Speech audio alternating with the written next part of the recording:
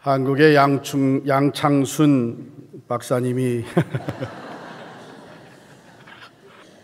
갑자기 왜 내 이름이 나? 양창순 박사님이 쓰신 당신 자신이 되라 하는 책에 보면 이런 이야기가 나와요. 못된 악마가 저작거리에 이제 노점상을 차려놓고 자기가 파는 물건들의 값을 다 매겨놨는데 이상하게 생긴 물건에 아주 가장 비싼 가격표를 붙여 놓았습니다. 그러니까 지나가던 사람들이 보고 의아해서 물었다는 것이죠. 도대체 이거는 무슨 물건입니까? 악마가 대답하기를 이건 내가 가진 것 중에 가장 강력한 도구입니다. 바로 낙심이라는 것입니다. 난 이것을 자주 사용합니다. 인간들이 마침내 절망에 빠질 때까지 끈기 있게 사용을 합니다. 절망에 한번 빠지면 이젠 끝나는 겁니다. 인간들은 내 노예로 전락하고 말게 됩니다. 여러분과 저의 삶에 우리를 낙심케 할 만한 일들이 사실 적지 않게 생겨납니다. 환경적인 거, 경제적인 거, 인간관계 문제, 또 영적인 것, 이 많은 것들이 우리를 낙심케 하는 일들이 생겨나는데 조심해야 될 것은 마귀는 우리가 낙심할 만한 환경이나 여건들을 틈타고 들어와서 우리를 낙심케 만듭니다. 그래서 낙심하게 되면 절망하게 되고 절망하게 되면 그 인생은 참으로 불쌍해지고 맙니다. 저희 가정에서 즐겨보는 TV 게임 프로그램이 있는데 패밀리 퓨드라는 거. 패밀리 퓨드 보시는 분 한번 손 들어보세요. 네. 보시면서도 손 안 드신 분들이 계십니다. 여러분 아시는 대로 패밀리 퓨드는 사람들에게 서베이를 해가지고 사람들이 이제 질문에 답을 나온 사람들이 질문에 답을 맞추게 하는 건데 그래서 질문할 때 꼭 그렇게 합니다. 100 men survey 또는 100 women survey 또 100 people survey 해가지고 사람들이 한 그 질문에 대해서 한 답 그 퍼센티지를 답을 다 퍼센티지 매겨서 1번, 2번 이렇게 답이 나오는데 저하고 제 아내가 그것을 참 즐겨 봅니다. 그 이유 중에 하나는 그거를 보게 되면 보통 요즘 세상 사람들이 무슨 생각을 하고 사는지 삶에 선호하는 것들이 어떤 것들인지 우선순위는 어디에 두고 있는지 하는 것들을 좀 알 수 있게 돼요. 어떤 거 보면은 전혀 우리는 상상도 하지 못하는 답들이 나오는데 그게 또 거기에 몇 퍼센트로 나올 때 보면은 사람들이 저런 생각도 하고 사는구나 하는 것을 알게 됩니다. 지난주에 이 패밀리 퓨드를 보는데 그 게임쇼 진행자인 스티브 하비가 흑인인데요. 아주 재미있게 인도를 합니다. 출연한 사람들하고 잠깐 대화를 하면서 이런 말을 했어요. 우리가 잘 아는 말인데 Life is 10% what happened to you and 90% how you react to it. 그렇게 했어요. 인생이라는 것은 10%가 실제로 우리의 삶에 일어나는 일이고 우리 인생의 90%는 그 일에 대해서 우리가 어떻게 대처하느냐 그것이 인생이다. 혹한에 우리는 내 삶에 일어난 10%가 전체라고 생각을 살아갔는데 사실은 그건 한 10%밖에 안 되고 우리의 인생을 만들어가는 것은 그 10% 실제로 일어났던 난 일에 대해서 우리가 어떻게 리액트 하느냐 어떻게 대응하면서 살아가느냐 하는 것이 우리의 인생이다. 맞는 말이죠.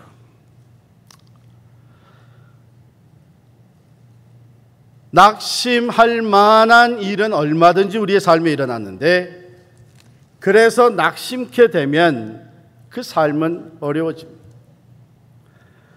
오늘 본문 말씀에 보면 그러므로 우리가 낙심하지 아니하노니 사도 바울이 고백하는 것인데, 사도 바울은 누구보다도 낙심할 만한 일이 많이 있었습니다. 고린도후서 11장에도 보면은 그는 예수 그리스도의 복음을 전하면서 수도 없이 매를 받았습니다. 말할 수 없는 핍박을 당했습니다. 배가 파손돼서 죽을 뻔한 고비를 여러 번 넘겨야만 했고, 굶고 헐벗고 추워서 참으로 이대로 어떻게 내가 살 수 있느냐 하는 안타까운 상황에 놓일 때도 있고, 억울하게 누명을 쓰고 감옥에 들어가 앉아있는, 동족에게서부터 오해를 받아서 고난을 받게 되고 이방 사람들에게 핍박을 받는 일, 이 모든 것들이 사도 바울의 삶 속에 끊임없이 일어났습니다. 거기에다가 사도 바울은 기도해도 하나님께서 없애주시지 않는 육체의 가시가 있었습니다. 그러니까 낙심할 만한 일에 대해서 얘기를 한다면 사도 바울에게는 충분한 이유가 있었습니다. 그럼에도 불구하고 바울은 마지막 호흡을 다하는 순간까지 결코 낙심하지 않고 믿음의 경주를 달려갔습니다. 그가 죽음을 앞두고 사랑하는 믿음의 아들 디모데에게 쓴 편지에 보면 디모데후서 4장 6절 7절에 전제와 같이 내가 벌써 부어지고 나의 떠날 시각이 가까웠도다. 나는 선한 싸움을 싸우고 나의 달려갈 길을 마치고 믿음을 지켰으니 하고 담대하게 얘기합니다. 보통 사람 같았으면 벌써 낙심하고 주저앉고 말았을 텐데, 사도 바울은 그 엄청난 고난과 역경 가운데서도 조금도 낙심하지 않냐고 담대하게 그 모든 것을 극복하고 끝까지 믿음의 경주를 달리고 승리할 수 있었습니다. 그렇다면 바울은 어떻게 해서 그런 상황에서도 낙심하지 않을 수 있었을까? 그 이유는 그는 보이지 않는 것을 바라보았기 때문이죠. 오늘 18절 말씀입니다. 우리가 주목하는 것은 보이는 것이 아니요 보이지 않는 것이니 보이는 것은 잠깐이요 보이지 않는 것은 영원합니다. 만일 바울도 보이는 것만, 육신의 눈에 보이는 것만 바라봤다면 그도 낙심하지 않을 수 없었을 겁니다. 그가 당해야 되는 육신의 고통만 바라보았다면 그도 주저앉고 말았을 것입니다. 그가 당하고 있는 억울함이나 그 환난을 정말 그가 고백했듯이 내가 살 소망까지 잃어버릴 정도의 상황 속에 놓여 있었다고 했는데 그것만 바라봤다면 그는 다른 사람들과 마찬가지로 낙심과 절망, 포기와 죽음을 자초하기에 이르렀을 것입니다. 그러나 그는 보이는 것만 본 사람이 아니고 보이지 않는 것을 바라봤습니다. 그냥 바라본 것이 아니라 보이지 않는 것을 주목하여 봤다. 오늘 본문에 눈에 보이는 것과 눈에 보이지 않는 것, 대표적인 것이 몇 가지가 나옵니다. 첫 번째는 16절에 보면 겉사람이, 우리의 육신, 겉사람은 우리 눈에 보입니다. 그러나 속사람이 나옵니다. 속사람은 눈에 보이지 않습니다. 또 내려가서 이 세상에 환난이 있습니다. 17절 말씀. 그러나 환난뿐만 아니라 눈에 보이지 않는 영광이 있습니다. 하늘의 영광이 있습니다. 좀 더 내려가면 5장 1절에 육신의 장막집, 우리 육체가 있습니다. 그러나 눈에 보이지 않는 하나님이 지으신 하늘의 집이 있습니다. 눈에 보이는 세상이 있습니다마는 눈에 보이지 않는 하나님이 계십니다. 사도 바울은 이 눈에 보이지 않는 것을 바랍니다. 눈에 보이는 겉사람은 낡아지고 있습니다. 우리가 입고 있는 이 육신, 이것은 갈수록 낡아지고 있습니다. 내 육신은 다르다. 나는 절대로 안 낡아진다. 자신 있는 사람 한번 손 들어보세요. 다 낡아지게 돼 있어요. 그런데 눈에 보이지 않는 속사람을 바라보니까 내 육신이 겉사람이 낡아지는 가운데 하나님께서는 성령으로 내 속사람을 새롭게 해주시고 계시다.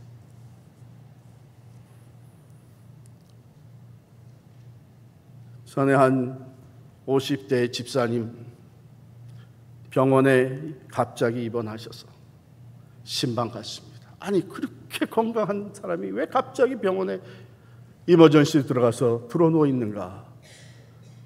들어가서는 누워서 천장만 바라보고 있습니다. 말씀을 읽고 기도를 하고 나니 눈에서 눈물이 주르르 흐르면서 하시는 말씀이, 목사님, 내가 너무 교만했습니다. 나는 본래 모태신앙을 가지고 자란 사람인데 내가 하나님 앞에 너무 교만했습니다.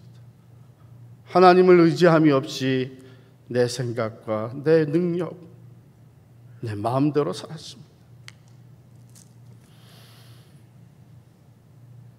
그는 병원에 누워서 병원 천장만 바라보고 있는 것이 아니라 천장 너머에 하나님을 오랜만에 바라보게 되었습니다. 그리고 고백하기를, 내가 이 육신에 갑작스러운 병이 생긴 것이 오히려 내게 유익이 아닙니까, 목사님? 내가 다시 하나님을 붙잡게 됐습니다. 속사람이 새로워지고, 잠시 받는 이 세상의 환난이 영원한 영광을 이루게 한다 그랬습니다. 하나님의 눈에 보이지 않는 하나님의 영광, 하나님 나라의 영광, 하늘나라를 바라보니 지금 이 땅에서 내가 겪고 있는 시련과 환난이 상대적으로 너무 작아 보이는 거예요. 그 영광이 너무나 크기 때문에 그렇게도 무겁고 힘들고 버겁다고 생각했던 지금 당하고 있는 환난이 경한 것이다. 뿐만 아니라 그 영광은 영원한 것, 이미 내게 약속되어질 것인데 This too shall pass. 이 세상에서 환난은 일시적인 것, 잠시 지나가고 마는 것.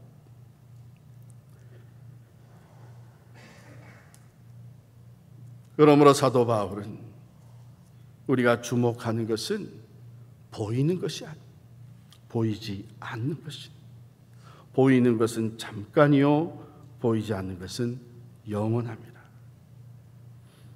눈에 보이는 것만 바라봤을 때는 낙심케 되고 절망적이라고 생각이 되고 좌절하게 돼 있습니다. 이제 눈에 보이지 않는 것을 보게 되니까 희망이 생깁니다. 오히려 내게 유익이 있다는 것이 깨달아지는 거예요. 눈에 보이지 않는 것을 바라보는 가운데 소망이 생겨나면서 소망이 바로 이 낙심을 극복하게 만드는 줄을 믿습니다. 그리고 이 소망은 예수 그리스도 안에서 우리에게 주어주신 산 소망, 죽을 소망이 아니라 그저 하나의 꿈, 이상적인 거, 그렇게 됐으면 좋겠다는 바람이 아니라 이미 신실하신 하나님께서 예수 그리스도 안에서 약속해 주신 영원한 생명, 영원한 하나님의 나라, 영원한 영광, 바로 그 하늘의 집이 우리에게 주어져 있다고 하는, 결코 우리를 실망시키지 않을 산 소망, 이 소망으로 인해서 우리를 낙심케 하는 겉사람의 문제, 이 세상의 환난, 죽음까지도 능히 극복하고 오히려 희망으로 담대하게 인생을 승리하며 살아가게 되는 줄을 믿습니다. 오늘 우리들에게도 겉사람의 문제가 있죠. 육신의 연약함이 있습니다. 환경적인 문제가 있죠. 경제적인 문제, 신분적인 문제가 있습니다. 여러 가지 시련과 환난이 있고 개인적으로, 가정적으로, 교회적으로 힘으로도 되지 아니하고 능으로도 되지 않는 어려움이 있습니다. 만일 우리가 그것들만 주목하고 바라본다면 소망이 없습니다. 희망이 없습니다. 낙심하게 되고 사탄은 여지없이 이 낙심이라는 무기를 가지고 들어와서 우리를 절망으로 끌어갈 것입니다. 그러나 성령께서는 그 낙심하게 만드는 어둠의 세력을 극복할 수 있도록 우리의 믿음을 열어주시는, 믿음의 눈을 열어주십니다. 성경에 보면 바로 그런 이야기로 가득 차 있어요.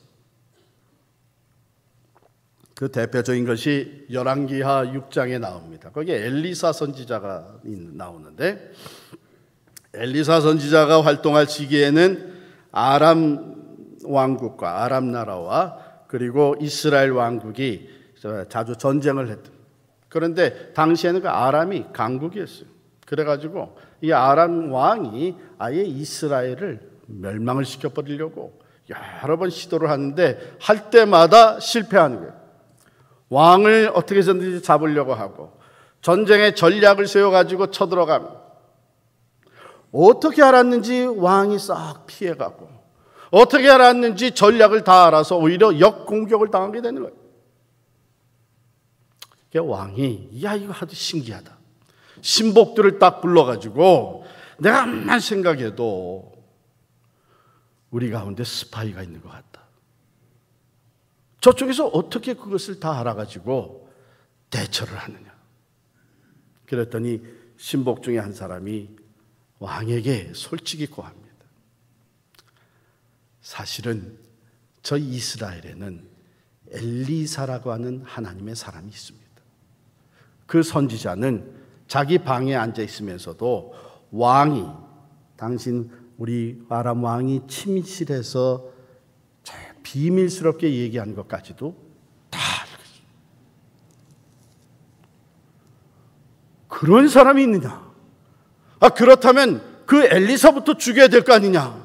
해가지고서는 아람 왕이 군대를 이끌고 말과 또 병거와 군사들을 잔뜩 이끌고 가서 밤중에 가서 엘리사의 집을 완전히 포위한 거예요.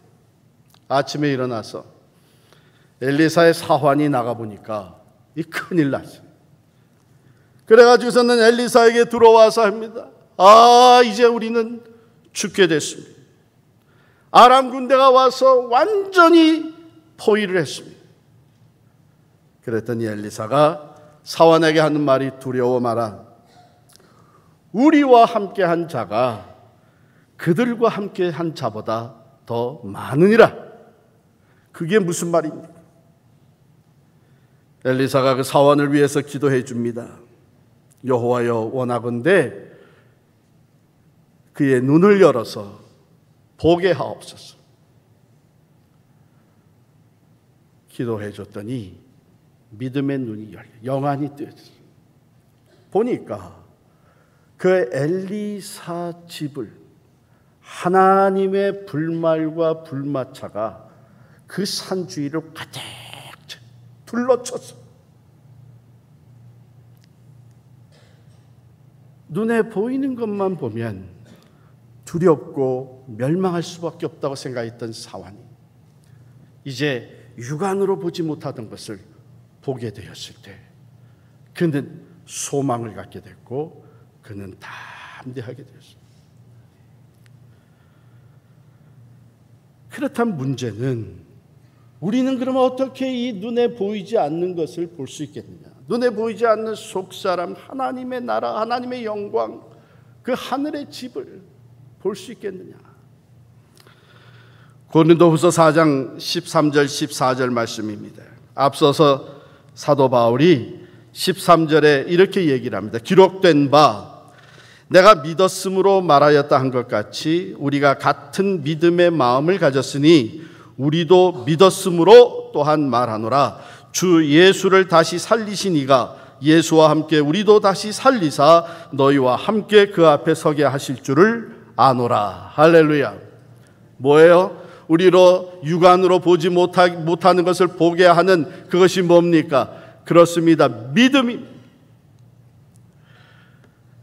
기록된 바 내가 믿었음으로 말하였다 한 것 같이 믿음으로 말씀이 하나님의 말씀이 전파되었고 그리스도의 복음이 전파되었는데 그것을 믿음으로 받아들인 사람들, 우리가 같은 믿음의 마음을 가졌기에 우리 또한 이제 이 믿음으로 이 복음을, 하나님의 말씀을 전파한 하나님께서 예수 그리스도를 다시 살리셨고 그가 또한 우리도 다시 살려서 부활의 주님, 영원한 승리와 구원과 생명이 되시는 그 주님 앞에 우리도 반드시 서게 될 것이라고 하는 말씀을 선포합니다.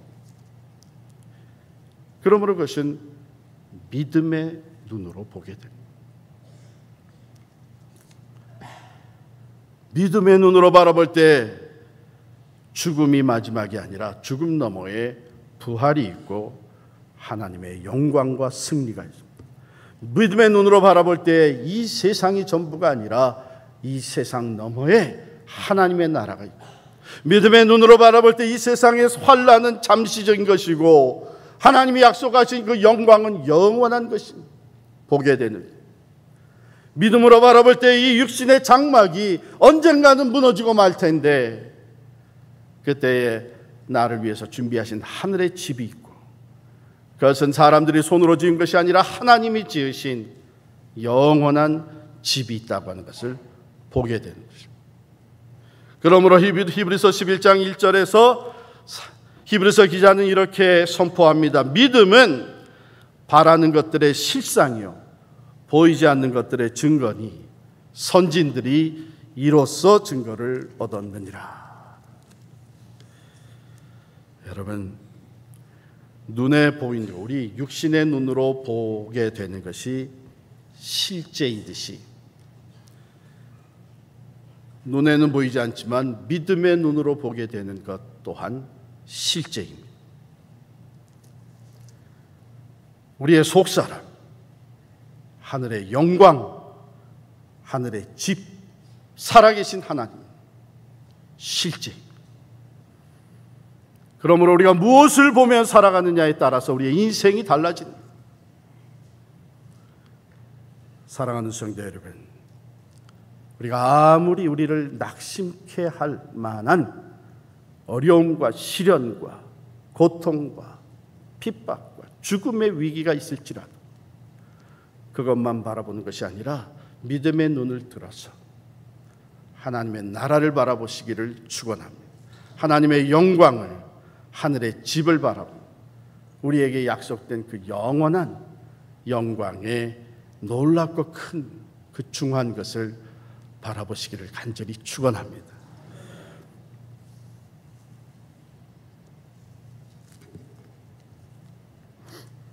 성경에 보면 바로 이 인생을 살아가면서 우리와 같이 고난을 당한 사람들이 참 많이 나오는데 저는 그 중에서 가장 큰 고난을 당한 자가 욥이다 이렇게 생각이 듭니다. 왜냐하면 욥은 자기가 고난을 받는 이유를 전혀 알 수가 없어서 절망했던 사람입니다. 참 안타깝고 하나님 앞에 참 매달렸어요. 여러분 잘 아는 대로 욥기 1장에 보면 욥은 재산이 많은 사람이었습니다. 그리고 그는 자녀를 열을 두었습니다. 10남매를 두었습니다. 그런데 그뿐만 아니라 이 사람이 경건한 사람이었습니다. 그래서 그 인격이 훌륭해서 동방의 가장 훌륭한 사람이라고 하는 인정을 받았습니다. 그런데 그뿐만 아니라 이 욥은 하나님이 인정하는 사람이었습니다. 욥기에 보면 하나님께서 욥을 향해서 하신 말씀이 그와 같이 온전하고 정직하여 하나님을 경외하며 악에서 떠난 자는 세상에 없느니라. 그런데 이 욥이 고난을 당합니다. 하루아침에 그 많은 재산이 다 없어집니다. 뿐만 아니라 10 자녀가 다 죽고 맙니다. 이제 남은 사랑하는 아내가, 욥이 몸에서 난 그 종기로 말미암아 고통스러워하면서 기와장을 가지고서는 벅벅 긁어대는 것을 보며 당신이 아직도 자기의 온전함을 굳게 지키려고 하느냐? 차라리 하나님을 욕하고 죽어라. 그럴 정도로 고통을 당했어요. 친구들이 위로하겠다고 찾아왔는데 와서 하는 말이, 잘 생각해봐라. 내가 죄가 없으면 왜 이런 고통을 당할 거냐? 나는 하나님 앞에 죄라고 내놓을 것이 생각이 안 난다. 이것 봐라. 교만하기까지 하구나. 이러면서 정죄하고. 욥은 말할 수 없는 안타까움 가운데 욥기 23장 8절 9절에 보면 이렇게 고백을 합니다.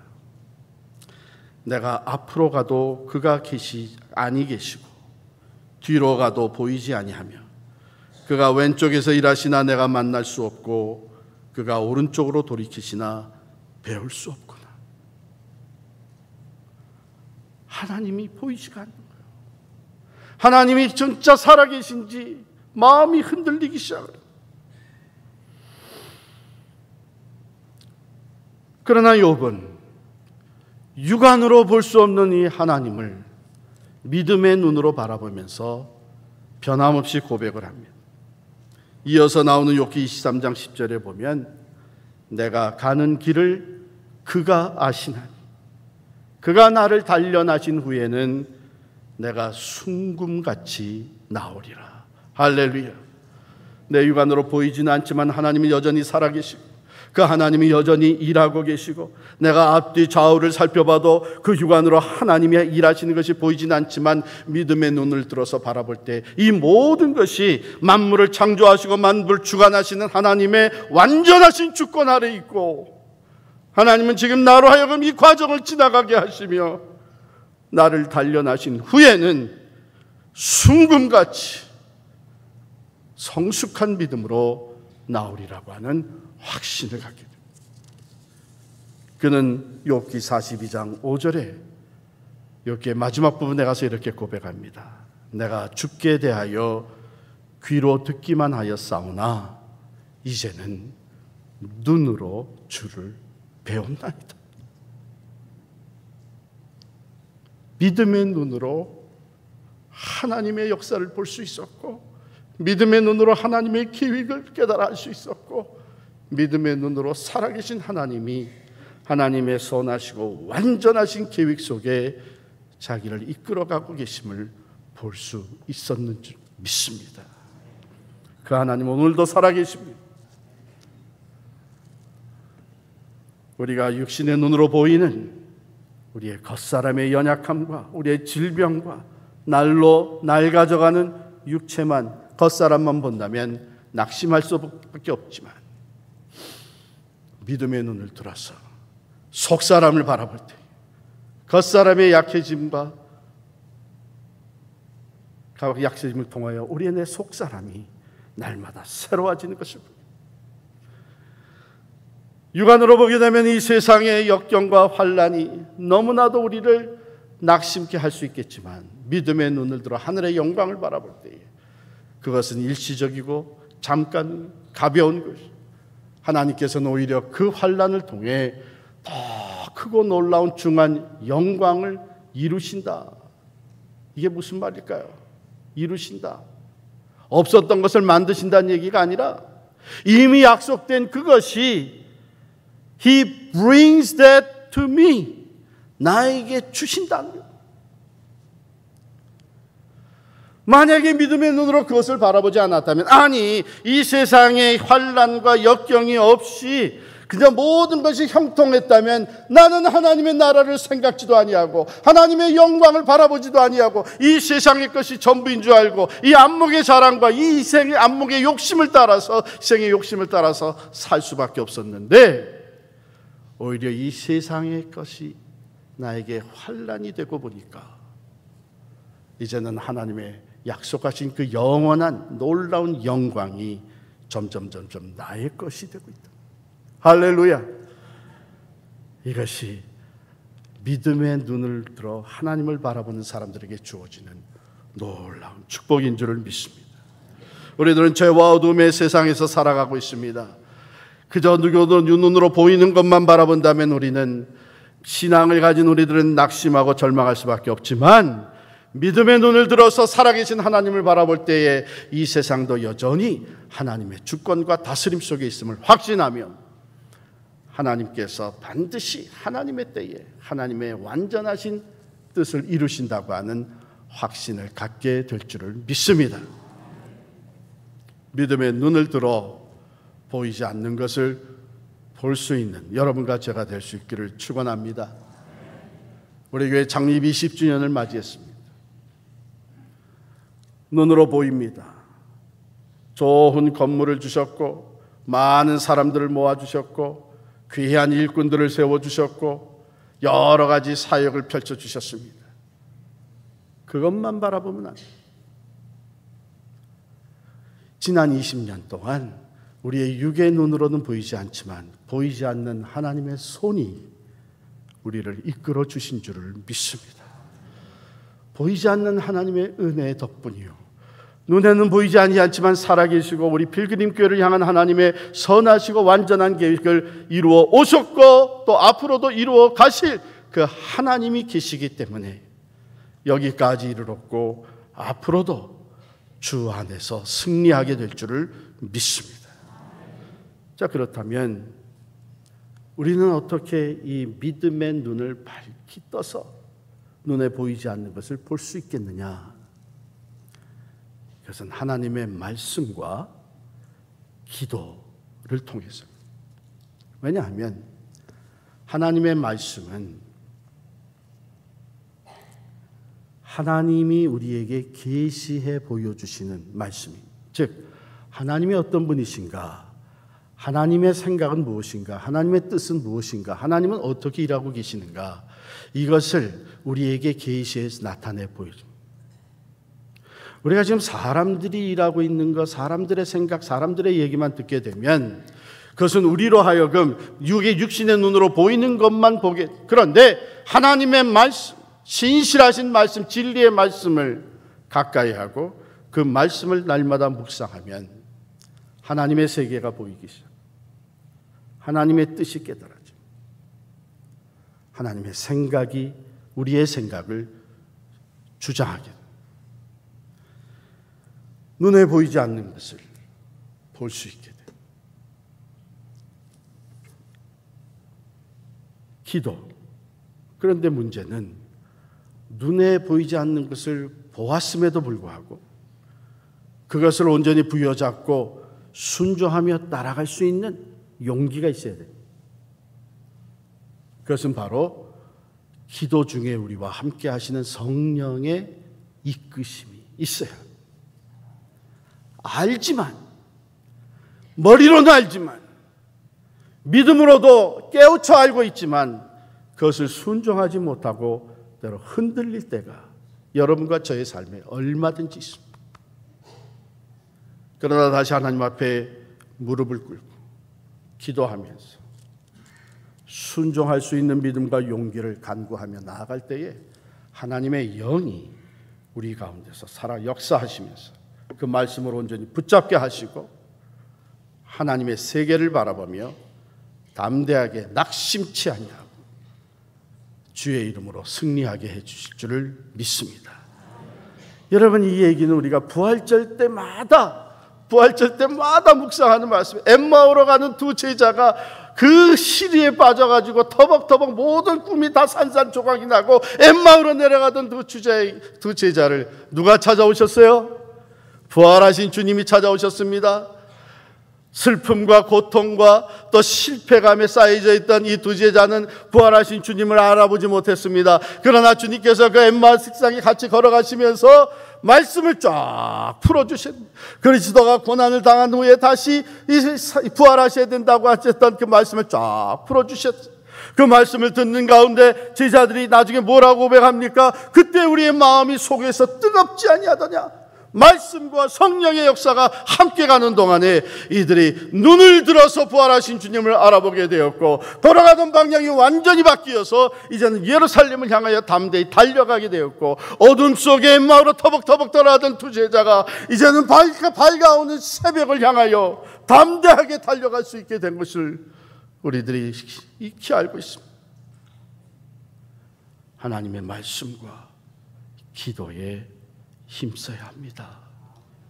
내가 개인적으로, 가정적으로 나를 낙심케 하는 일들이 벌어질 때에, 나를 낙심케 하는 환경이 들이닥칠 때에 그것만 보지 아니하고 내 믿음의 눈을 들어서 보이지 않는 하나님, 하나님의 영광, 내 속사람을 새롭게 하시는 하나님의 일하심을 볼 수 있으려면 하나님의 말씀과 기도에 전념하는 시간이 필요합니다. 오늘 우리 교회는 바로 그런 때를 맞이했습니다.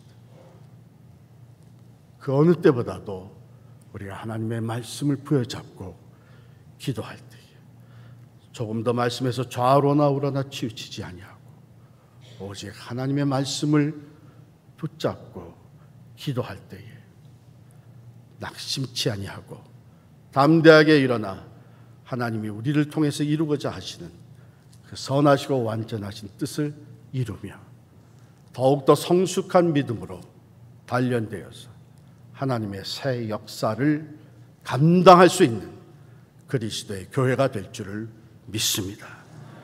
오직 여호와를 앙망하는 자는 새 힘을 얻으리니 독수리가 날개치며 올라감 같을 것이요 다른 박질하여도 곤비하지 아니하겠고 걸어가도 피곤하지 아니하리로다. 할렐루야. 기도하겠습니다. 오 하나님,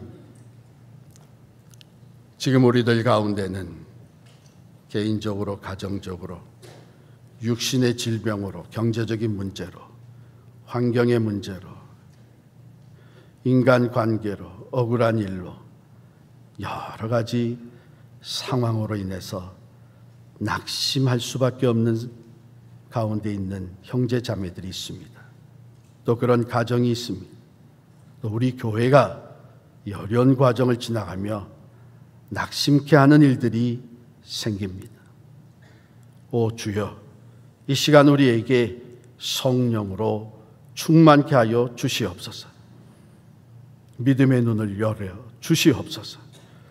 육안으로 보이지 않는 것을 보게 하여 주시사 겉사람만 보는 것이 아니라 날마다 새로워지는 속사람을 보게 하시고 이 세상의 환난만 보는 것이 아니라 영원한 하나님의 영광을 보게 하시며 육신의 장막이 무너질 때에 우리에게 약속되어 있는 하늘의 집, 영원한 하나님의 집을 바라보게 하여 주옵소서. 성령으로 함께하여 주시사 우리가 주목하여 볼 것은 눈에 보이는 것이 아니요 눈에 보이지 않는 것이라고 하는 이 말씀대로 믿음으로 나아가 하나님의 뜻을 온전히 이루어드리는 교회 되게 하여 주시옵소서. 예수님의 이름으로 기도하옵나이다. 아멘.